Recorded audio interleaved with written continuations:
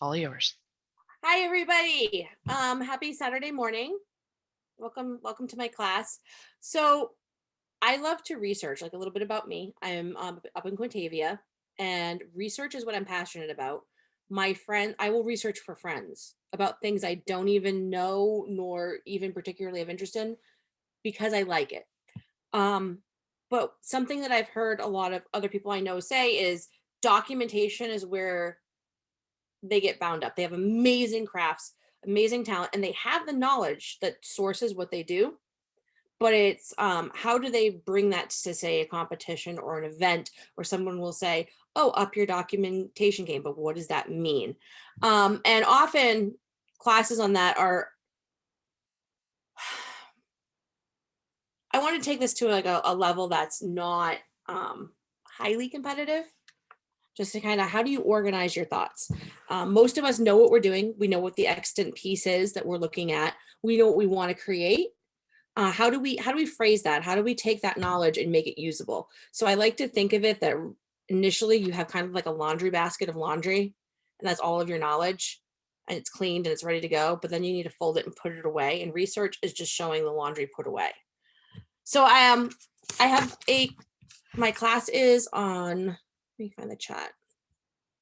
My notes for today are available online. I'm going to follow through them. I'm not going to read them out loud to you because that's the worst when somebody reads at you. And when I ask for participation, if you don't want to participate, that's awesome. That's fine. If you want to have questions, I'm really, really happy with people just asking questions in the middle of class. That's absolutely fine. In my mundane life, I teach middle school science. So I'm fine with being people. I don't call it interrupting, I call questions important.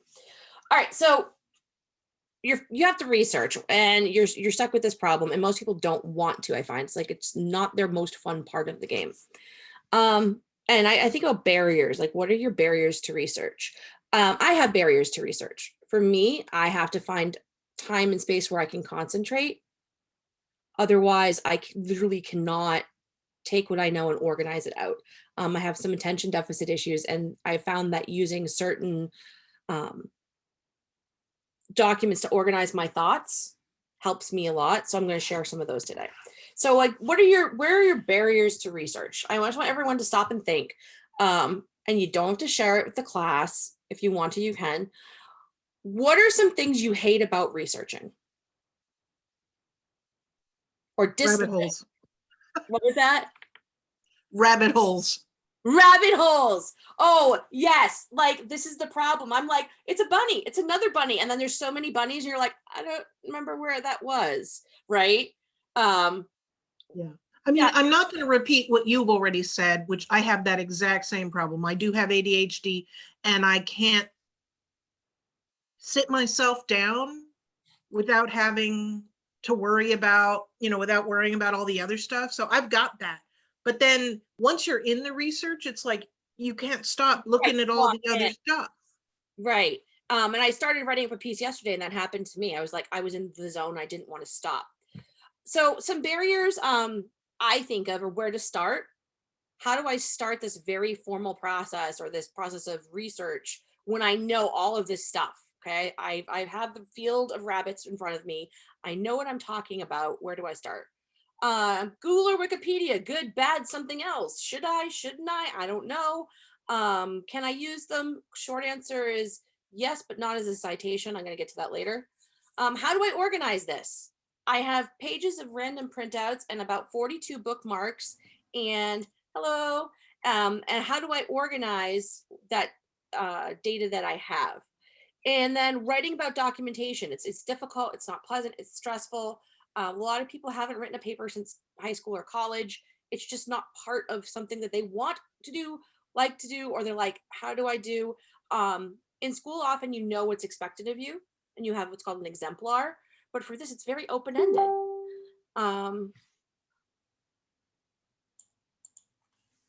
This is there. Documentation can be stressful for some people. What's required? What is good documentation? What is enough? How do I know when I present this and no one's gonna go, well, that's a good start? here, try that. Like, how do I know that I have what I need? Time, focus, imposter syndrome. I find imposter syndrome is a big barrier to research, for me at least. Who am I to tell you about something? I'm just a random person. Did I really pick good resources? Energy, lack of spoons, I call it. Do you have enough energy to do this extra little piece? You put hours and hours and hours into your craft and you're done with it. And now you need to do this other piece. So those are some things to think about.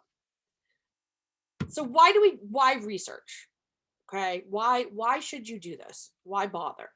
You're trying to relax, making assumptions that people have the same base of knowledge that I do. Yes, it's called the burden of knowledge, Brenda.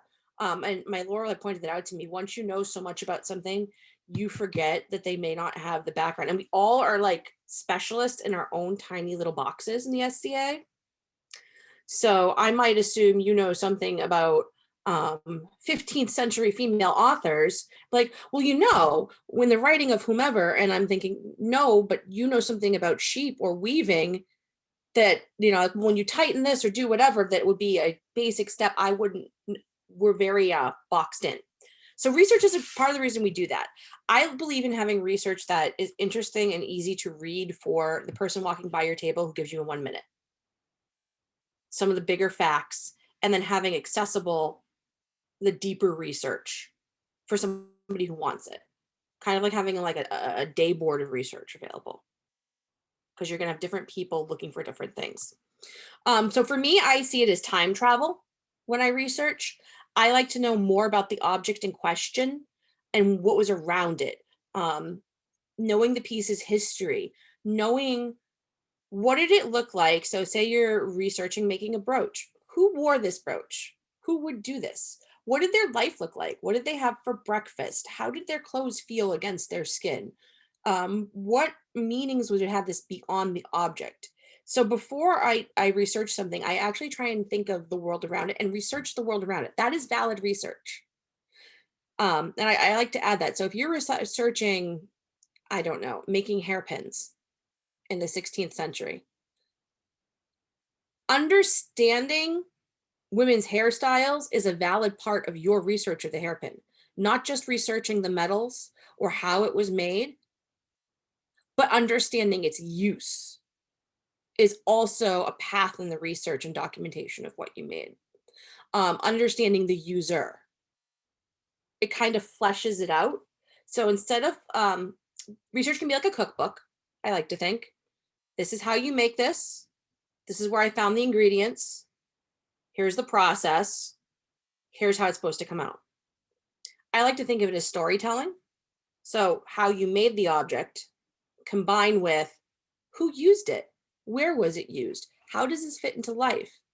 I like to sit in a museum, I'm a little weird, and think about all these things this object might have seen through time. There was a oil and vinegar cruet, which is just this crude little thing I did some research on, and thinking about through time the things that survived. So it's porcelain and it was made in Italy. And it's now in the Boston Museum of Fine Arts. So you think about all of the wars that survived, like all of these devastations. And like, what do you get? Somebody's random daily oil and vinegar salad bottle. And I'm like, oh, look at the salad bottle. And we're all like, oh, extant peace. And they're like, throw it in the sink. Okay. So it's important that sometimes for us to take back, like we always like, not everything's the crown jewel, and that's okay. And making things that aren't the crown jewel are really, really powerful, because at any given point in history, there's more average people than somebody who's like buying something from the Hammacher Schlemmacher catalog. So I like to kind of understand what's going on around it. And that's a piece of your research. So if you're like, I only have like 6 or 7 sources, I know exactly how this thing was made, where it was found, what it's made of. How do I add to that? Tell me about the people who made it. Tell me about the setup of a forge. Tell me about the garment it would have been pinned to. Nothing exists in isolation. So that's what I get to think of. All right, competition and display. So there are many different kinds of events and different reasons you're going to document. For me, like I said, it's like a relationship with what I'm doing. I want to get to know it. Small events, ethereal, a lot of them just request basic documentation for what you're doing. You know, somebody say, just write up a paragraph, throw some things in the paper, that's fine. Okay, that's the most common one and also the hardest because you're like, what does that even look like? What does that mean? They're like, just throw some stuff down, it's good, it's good. When you look at the higher level competition, so if you're gonna go for KQ Arts and Sciences, I would say go to the rubric training, take their classes, and look at the examples online for those. Because that's going to require, it has to be very specific to that rubric. And I would say go to them with things for that bigger, higher level competition. Actually go back and say, could I see an example of what I should be shooting for? How do I get to that? And it's important to know that competition's not for everybody. I used to be pro competition. Now I realize it's not my jam. But documentation is. Documentation is understanding the object or the thing you make or what you do, so you can talk with the passion that you have inside about it to others. So it's still important to do that. The stuff I'm going to go over today is absolutely still valid as a base for that level of competition, but I just wanted to be clear, like, where I'm getting you ready for. So you gotta get started. All right, you did the thing, you made the dress, you strung the pearls, whatever. You have spent hours and hours and hours on this. You have researched it. You like have bled on it. It's yours. Now you got to document. What I like to do is start, it's called a thinking map. So I start with two things. And what I would do is I actually make a table. And if the table didn't come out as great on this, but I do have a handout. Let me share a screen here. Bear with me because I haven't done share screen on. You guys still see me? Okay, cool. And if anybody can't see anything, just let me know. All right, so here are the notes I'm going from. And when I talk about a thinking map, you could draw this however you wanted. So I talk about what do I know and then where I found it. And I start by making a list. I'm not writing a paragraph right now. I'm making a dirty list of what do I know? I know that freshwater pearls were used in Spain in 1620. I don't actually know this. I'm just giving an example. I would write that next to number one. Where did I find that? Go back. Oh, wait, here's the website and just dump it in there as the website. It's going to be messy. I actually have a document in progress that I want to share with you guys. Understand this is like a rough draft, so it's not going to look great. Let me get there.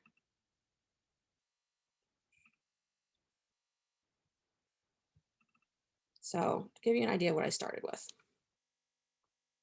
This is something in progress. All right, I'm writing, my citations are all wrong. But with a what do I know list, how do I document to start? This is an improper documentation. It's just an ugly list where I put down the website and a little note to myself about what it's for so that later on I can cite it properly. So when I talk about just jot down what you already know, that's what I mean. You could be like, bronze was period, boom, museum link. Vikings wore pins, boom, your link.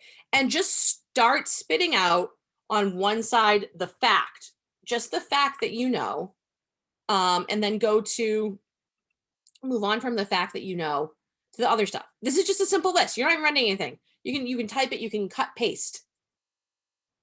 You're making a compilation. A large part of doing work like this is being your own cheerleader and saying, look, I did the thing, I'm doing the thing. You know a lot.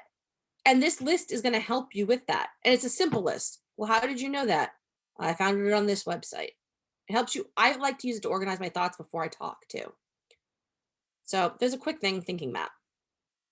All right, so sources. I'm going to flip back and stop screen sharing. Am I back? I'm back, right? Good. No, I don't want my iCloud. There we go. So these sources I'm talking about, websites, where do you find them? I'm going to briefly touch on Google, Wikipedia, and social media sites because I've had several friends ask me, how do I find things if I'm not allowed to use Google? Is Wiki bad? What about Pinterest? What do I do? Okay, so here's the thing. We all know, like, oh no, that's bad, don't touch it. Google is the card catalog. So I think we're all of the generation who remember the card catalog. You would never cite in a bibliography, went to card catalog, drawer X. Google is how you go to and sift and find your resources. It is valid to kind of Google and start to get an idea of where to go and then cull from there. Wikipedia. Don't ever quote Wiki, because Wiki can be changed. Anybody can go in there. I could say right now that Henry VIII was King of England from 2000 to 2002. And until they re-edit that page, that's up there. So the validity of a lot of it can be questionable. However, if you scroll to the end of a Wiki article, you'll find sources. And if anybody wants me to live demo that and go through that, that's a real treasure trove of useful things. I always say cull through them and look for things that are museum based, .edu based, things like that. Journal articles. So same with social media. You can back image trace something on Pinterest. You don't want to cite Pinterest, but you want to follow that image back to its original source. And if you take that and trace it back, yeah, that's valid research. Just because on my Pinterest I put a picture of the Mona Lisa doesn't mean that the Mona Lisa is no longer a valid piece of art. I just need to use it as a tool to sort of diving board to where I need to be. You're looking at someone's Facebook and they have a really cool picture of something they saw at the Met. Valid research, you found something, use that as sort of the thread to lead you back on the path to where you need to be. So like, okay, it was at the Metropolitan Museum of Art. So I will then take this little thread of thought back to the Met and look at the piece there, and I'll cite the Met in my bibliography. I like to think that anything can be a source if you track it back. All right, so I don't want to spend too much on this. Good sources, scholarly books. Well, what's a scholarly book? Google Books has historical texts for free, and so does Project Gutenberg. I have been able to read things from the first edition book written in 1530 that is scanned up into the cloud. So you can virtually get grabby hands on those primary resources. Again, if it doesn't apply to the piece you're making, think about the world around that person. There's got to be a period writing that speaks to it, and that will enhance your write-up. Museums, sites at .edu. Okay, so journal articles, scholarly works. To be honest, most journal articles are not written in a way that anybody wants to read after a full day of work. In general, it's very technical speak. It takes my full focus to read them. That said, read the abstract. An abstract is a valid source. You can read a little bit of the article and pull from what you need. Again, think of it as a day board. Think of it as a research day board that you just pick out what you need and suits you for what event. Museums. I love museums.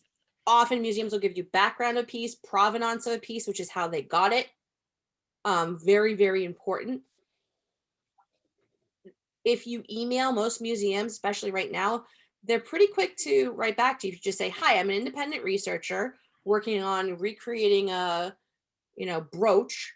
Could you please help me find further resources on the piece that you have in the museum? And then what you're going to do too in a museum is look for other things like what you've got. Now, you may have a one-of-a-kind find, but in general, people had to buckle their shoes. They have to lace their pants closed. They have to drink their fluids. You're going to find some similarities. And mentioning that other pieces of the period did blah, blah, blah, builds in your research. So it has that foundation. Okay, so remember, we're taking that piece out of that isolation of, I just made this brooch and thinking, how does it fit into the bigger picture of where it was, the person's thing? You know, if I think here on my desk and here's a very mundane, my squishy flamingo pen. Okay, let's pretend this is what exists and this is what goes down through time. It's made of plastic, right? And somebody can recreate the pen and they do it and they make one, it's bobbling and they're like, well, what was its purpose? Oh, it was used for writing. Okay, but they don't know the backstory behind it. There was probably a dollar store, what a dollar store was. Who would have purchased this? A teacher, because we like random junk like this to keep kids' attention. That's what I mean. Everything has a story. So your research, you're also looking for the story. So Google Books are good at it. Like I said, read the abstracts. JSTR is a website, and this is all on my in the link that I posted earlier. You can get journal articles. You have free access to 100 per month. I like to research random stuff, and for my friends, I have never hit the 100 per month mark. And if I did, I could probably get my friends to join and look off their account. So there is access for free to everybody to resources. You shouldn't have to feel like you have to start putting money for books. I do. It's easy to do. Sort of about blogs and personal web pages, like Bob the Weaver, okay? Ye old weaving site. And Bob the Weaver has some great weaving. He has some pictures of classes he's done. He is the best weaver you've seen in the SCA. How do you cite Bob the Weaver and tell somebody who does not know who Bob is, hey, yeah, no, this is valid? Look at Bob the Weaver's documentation. So this is where your documentation comes out. When you want to share your work, I highly recommend having a blog if you have time and energy. If you don't, I totally get this. Have a blog, have a web page, share what you do, put it up there. Because if you go to Bob the Weaver's site and he says, use the shuttle made of this wood, and you look down and he has some journal article about shuttle wood in the 15th century, you can take his source and look into it yourself, and now it's your source. Okay? It's like taking a piece of cheese from that plate. Now it's your cheese. It's still the same cheese. But be careful. Just because someone has a web page doesn't mean they're an expert. And keep that in the back of your head. So in a higher level competition, I definitely would be careful to listing those sites, because the people who are reading it are going to ask, where did that person get their information? So the less you play telephone with your information, the better. All right. You have your information. You have your list of, what do I know? Where did I hear that? Okay, it's valid if you say, I went to an event and I went to a class and that's where I had it. Certainly give people their credit. I heard it at this class at Penzic that this is how sheep, whatever, were done. Class by Joanne the sheep herd. All right, cite it. Don't leave it out, but definitely follow up on it yourself too. You have your information, you're sitting down and you're preparing your documentation. What do I do? How do I organize? So let me screen share. I'm going to go through. I put a document, it's on the website with the handouts. It's a fill in the blank of how to do your basic write-up, and then you can take that and basically pull from it and dump it into an easy write-up.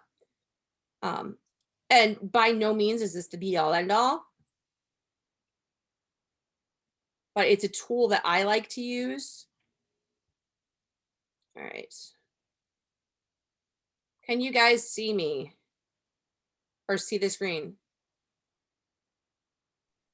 Yep. Okay. So research template. There are many templates and there are many things for writers to organize. This is one I like to use for documentation. I've adapted myself. So I go blank by blank and put in the web link or book or other source down in the bibliography. So that's like in the end, it's like a catch-all trough where I would just dump my sources. So name of the item, whatever it is you made or researched or want to know more about, dump it here. There's your first sentence. Country of origin, part of country of origin, time of origin. So that's 1, 2, 3, 4. You have the beginnings of your first solid paragraph right there. Use in period. This is that extra research I was talking to you about the bigger picture. It was used in kitchens of the time period. Well, what did that kitchen look like? How was it used? What would have been used with it? Dump that in there, bullet point it, that's fine. Who in period would have owned it?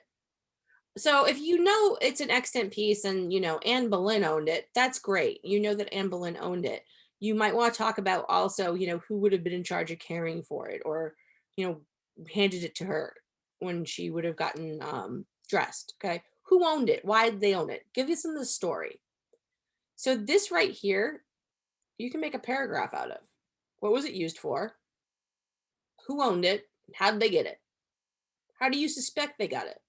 So if you're like, I don't know how Hilda got this sewing needle, but people of the day were known to make them themselves. So she may have made it or bartered for cheese to get it. That's a valid answer right there. List 3 existing examples in museums or collections of the object or similar objects. State that item, its owner, and the museum. You want to show that if somebody picked up something and they misnomered it, and this happened a lot during imperialization of the 19th century, they show up, they get an antiquity, they're like, this is a salad fork, and really it's like an Egyptian eyeliner applicator. But you think it's a salad fork because that's the one example you have. But if you look at 6 other museums and realize they're all saying eyeliner applier, and it's only this one museum that says salad fork because the guy who donated it in 1912 said that's what it was. You know, you want to look for other things. That happened with the cruet that I had. It was a Medici pottery porcelain that I was studying. And I looked at it and it was kind of cracked up and the glaze wasn't even. And it was being presented as an example of Medici porcelain. But when you looked at the ones in other museums, the cobalt was brighter, the glaze was better. In short, it didn't look, one of these things was not like the others. So how did we know it was a Medici? The stamp on the bottom was questionable. It was a proof. So it ended up being this conversation I got into with a curator about how things are portrayed and displayed. And the reason that that thing was labeled the way it was because somebody literally, when they donated it in 1912, said it was a rare, fine, perfect example of. And the museum had had it for like over 100 years. And after a while, it wasn't a big piece. Okay, that's what it is. So having other museum pieces help you understand your piece more. You can also pull for them. Maybe the one you're making broke off or was made a certain way. You could say, yeah, but 3 other extant pieces have this terminal. I'm putting it on there. Then I get into the stuff you guys all know really, really well. Materials and period. Manufacturing process and period. Materials you use to make this item. And if different from period, tell me why. You know, I did not want lead because I would like to have my health. Thank you. And for anything you write here, have a source. Materials used in period. Where did you know what materials to use? If your Laurel told you, great. Ask your Laurel where they found that out. Manufacturing process. How did you find that out? How did you manufacture it? You're obviously not going to build a glass kiln or things that they did in period in your back. You might, but in general. And then I like to say, you know, what worked well? And then what would you do differently? These are the 2 most important questions in anything, any lab situation. It's art and science. So I like to think, what does a scientist do? They have a lab report, they have a hypothesis, they're trying to find evidence to support. So you're not just artists, you guys are scientists too. And when you complete, reflection is important. What worked well? And what would you do differently? Addressing the things that didn't work right. I know even for myself with imposter syndrome, putting straight out what I feel didn't work, talking about those areas is helpful. And it's helpful if you're in a judging situation so that the judge knows that you know. I would have liked to have had more about the everyday use of this item. However, the more I looked, the less I found. And what I do differently is I might reach out. Admitting, sometimes we don't know what we don't know. And admitting you don't know something, think of it as opening up a doorway for someone else to help you find it. Because inevitably there's somebody out there who has a clue. And by writing that into your write-up, it helps you go on. I like to think of my researching as like a tree growing. I look at some of my early stuff and I'm like, woof, but it got better and better and better and improved because people would come to me and say, did you try this source? Did you try that source? All right. Bibliographies. When I'm doing this, this is a quick and dirty form when I'm doing it. Okay. I'm old school. I actually print these out and I use a pen and I use a pencil because I like to draw and doodle and write notes and margins. So print away. The bibliography, I showed you my ugly one of a work in progress. Okay. So like right now, that's not a real bibliography. That is our place savers. I've thrown them there so I don't lose my source of where I got something, so I don't get lost in the rabbit hole. So as I rabbit hole, I just dump things into one source document. It doesn't even have to be on what you're writing, but keeping one random rabbit hole dump spot with a note, think of it as a virtual sticky note, is a must. So when you have to document, you just open the doc and you're like, oh, my source doc. This is not how I would ever document for a paper. Well, how do you document for a paper? Academic papers and higher level competitions may have rules. They might want MLA or Chicago style or whatever. Figure out if that is an issue. In general, though, people say, write something up. You'll do your best. This is great. I use EasyBib. It's a free site. You watch a teeny little commercial for something like printer paper, and they give you instantly correct citations. So, and I check your paper for grammar or plagiarism. So I go in here and then, I can say website. And it would give me all these things it asks me. So I could dump my website in here and hit search. So let me, see all the commercials, I ignore those. So we'll go to my paper. Let's say I need to cite it. I need to cite this paper by Cavell. Come on, you.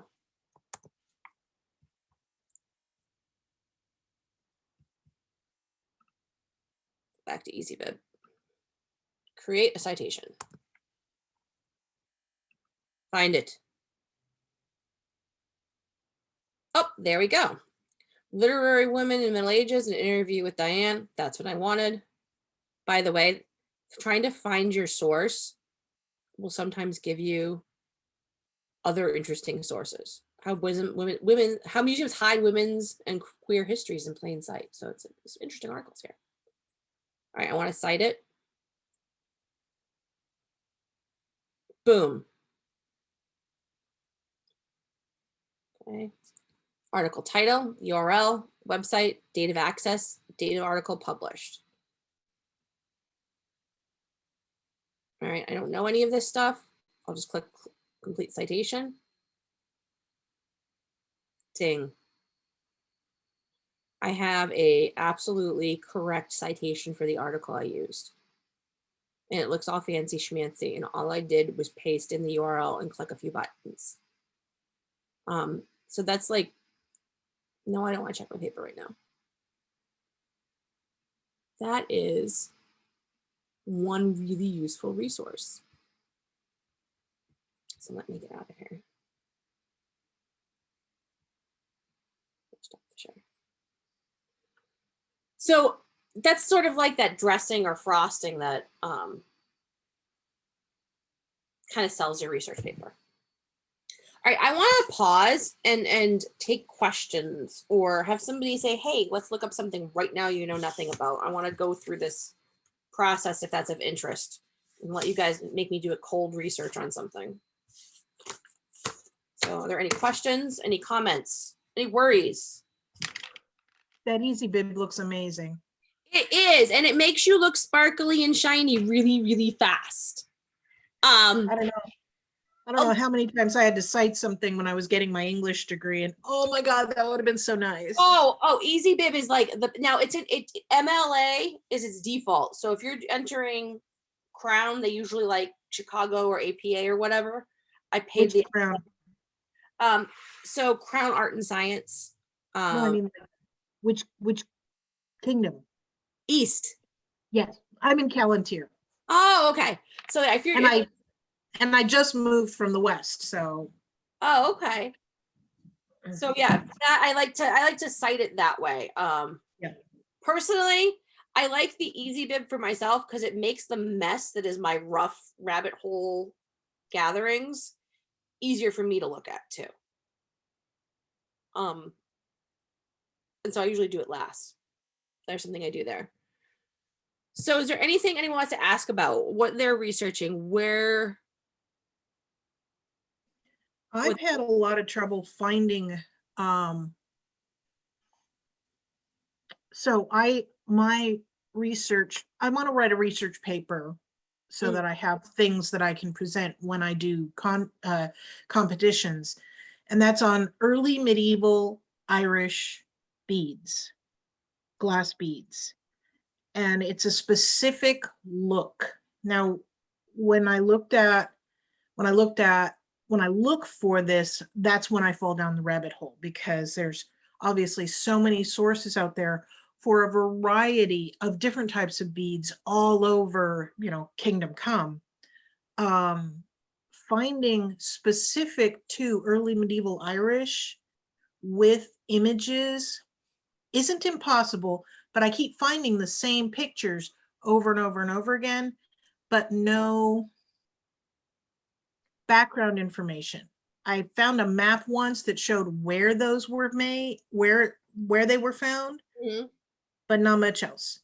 I found a doctoral dissertation, Margaret Mc something or other, and I actually bought it. Yeah. And her pictures are in black and white. I emailed her. I asked her politely, "Hey, do you have color copies of this?" She did not appreciate my request, my inquiry. So how are you, sometimes when you're researching, it's the search terms and the terminology we're using. So what I would say is like try 9th century Irish beads. Pick a century, take it down to a focus, and then maybe a region. Right. Southern Irish beads in Wexford. Take it and make yourself focus on one tiny little thing. The Irish History Museum, so the National Museum of Irish History, they're a great place to start. And then once you go there, you can look for papers written on one extant piece. So what you need to do is like basically say find one bead or one string of beads and then laser focus on that particular piece. And as you do that, the overall information will come to you. A lot of times it's just about taking your search and bringing it down to one tiny little thing and making yourself stay on that focus. I mean, like, no, this is what I'm doing. And becoming an expert in that one piece. Because as you do that, you'll learn the other stuff too. That happened with the Medici pottery that I was working on, or the Bardic work that I'm working on now with researching. Trying to create a 100% accurate moment. What kind of story would a woman in 16th century France be telling to her friends? How would she have heard it, if she's assuming she's literate, and what room of the house would it be in, and what would she wear? What does it really look like? That is a lot of rabbit holes. But if you really love the piece, right, then it should be an enjoyable process. Right. So like even getting started was about a month of narrowing it down. I found my author and then I realized, oh, this was published 2 years after she died and doesn't really fit my time period of research. So I need to go back to one of her earlier works. And in that process of realizing I can't recreate my moment with this, I learned a lot of that surrounding stuff. So your overall interest is totally valid. You're going to actually get the bigger amount of information by starting on a tiny microscopic level and then basically zooming out. Think of it like Google Earth. You need to start at street view level and then zoom out. Sounds good. Thank you. Anybody else? Questions, comments, feedback of any kind? Well, I have a question, and for one of my main research projects, which is late period Anglo-Saxon enameled brooches, and I want to say, who wore them and how were they made? No one knows. I found the 3 to 4 published articles that have any information on them. The one PhD thesis in English that has a page and a half, which is mainly photographs about them, and something, and a thesis in Russian that I haven't been able to get to try to translate the paragraph that's talking about them. And because of the way they, when and where they were buried, there is no information. Can I just, do I just say in my documentation, based on all the research that I have, there is no knowledge of how they were made or who wore them and how they wore them, because they have no clue. But I know where they were made. Like, I have the map of all the cities that they were made in England. Right. No one knows who wore them and how they wore them and why they wore them. There's just nothing, because they were all they weren't burial finds. Burial is correct. You know where the burial find is, right? They're not burial. Well, they're technically not burial finds because they weren't, because it was during the period in late Anglo-Saxon England where it was Christian, so they didn't bury it with the people. Right? It was just, they were just randomly found as they were lost. That's the theory. Like they found them in spots where they probably got lost, or they were, or they, you know, something like that. No one knows, because they were the what you call metal detector finds. All of the 130 or 150 brooches are all found by metal detectorists. Almost entirely amateur ones that didn't really take. If you're lucky, if they knew exactly where they found them, they just pulled them out of the ground, and there's no information about them other than this is what it looks like. So we have the brooches, and these are the places we found them. If we knew where they came out of the ground, say we know they're like in Wales, Sussex, or whatever, right? We'll just make up a town, and I know that's where it was. You're actually closer than you think. So if you want to go late period Anglo-Saxon, right? So I'm going to go back in the time machine in that spot in the world, because somebody has studied what does exist there at the time. So start to picture the world around the brooch. You might not be able to pinpoint the brooch itself, but what you're going to do is start to look at the society there. Because in doing that, there may be a paper on jewel craft or metalworking that you can go a way that might bring you back into the brooch. Like if you understood the society, like were there farmers, was it feudal, how was it done, looking at the picture of society at time, the societal column, will start to give you the idea who had a few bucks for this brooch. And then by doing that, there'll be papers on that level in society. Okay, because the problem with late period Anglo-Saxon, because they weren't, the items weren't found buried with the person, there's very little published papers in general. Early middle Anglo-Saxon, there's a ton of research because a ton of stuff was found in a burial or in a hoard. Late period, there's almost nothing published. It's really frustrating. Is it okay if I Google that now and take a peek? Sure. Okay, so I'm going to do late period.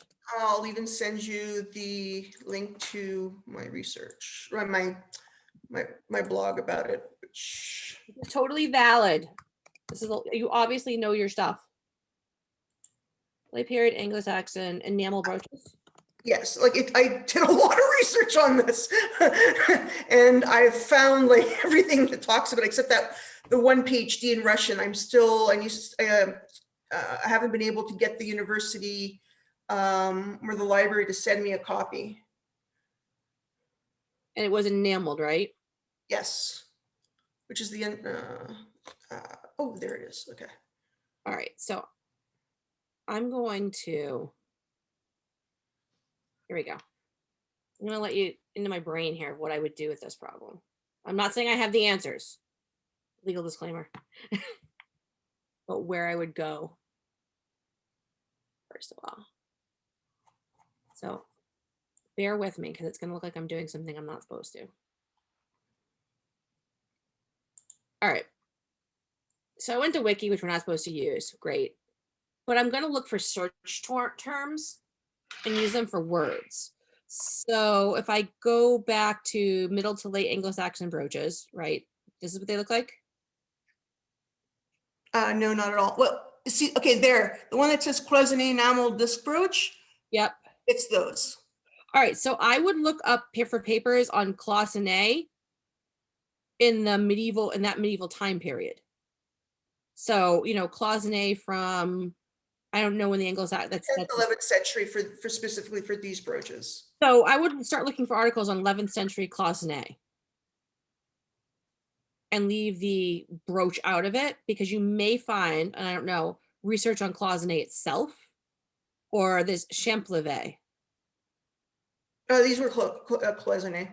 Cloisonné. So if you start looking at cloisonné in that time period, because it was made by wire, strips of wire, or gold or whatever, I would research the cloisonné, move away from the brooch, and look at the cloisonné, because it may take you back to the brooch, if that makes sense. Yes. So what I would do is go back and look for words like cloisonné enamel, 11th century cloisonné. So we have that term. Now I will spell really badly. And this may not yield anything, but that's what I do, is I kind of go back and I look for search terms. I didn't spell it right, but maybe it'll fix it. It'll correct it. Oh, no, it won't. Ugh. CLOI. LOI. ONNE. Yeah, there we go. First word. NNE. So this is like something I do in my research. All right, cloisonné enamel brooches. What's this? Volume 3, issue 1. Enamel disc. Yeah, I have him. He's the one that actually has written anything about them. He has like 2 papers, and he's the main person that's written about them. Do you have his bibliographies on this? Yes. And most of the papers are either from like 1900 to 1920, the 1940s. There's papers I cannot get. They're only like one place in all the world that has a copy of them. Some of the papers that he bases some of his information on, but he's the one that has done all the research on it. He's the main person that knows anything about it. And I have all his papers about it. Hold on, here we go. Here's a run. I can go back through I haven't gone through his bibliography in a while. I can go back through his bibliography. Oh, this? That's cloisonné? Yep. Yeah. And that's a ring from the 10th, 11th century Germany. So that if you went down to the object details and you look at the provenance, okay, timeline of art history. So Central European art history, publications. That gives you some there. These are sources that back up what you know. So Museum of Art Bulletin, these are usually online. So this is what I'm finding other works.